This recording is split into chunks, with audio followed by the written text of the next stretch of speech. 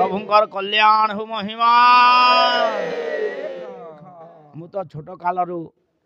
12 वर्ष मत होता मोर गुरु को कुंदा बाबा बोले समस्ते जानती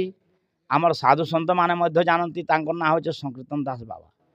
2 वर्ष है से देहांत हेले पुणी तांकर आशीर्वाद बल आज ब्रह्मांड रे घूमी करी जीवन यापन कटौछुँ ब्रह्मांड रे भिक्षा करी करी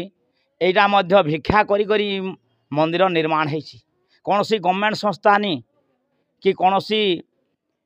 बड़ संस्था नुनी दाता भक्ता मानकर सहयोग होइछे संजुलता बोली शांतिनगर माटे एथिरे पहला सुप देइथिले पदमपुर शांतिनगर से माँ को कही मुई माँ 25,000 टंका आर छड़ 2 कुंडाल दे पारे भल था बाबा मुई चाहूली जे केन्दा गोटे बाबा को देले जिनिसटे रहबा बोली कहूली प्रभुंकर दयारु सेटा आज हो गला साधु सन्त माने समस्ते एकत्रित होकर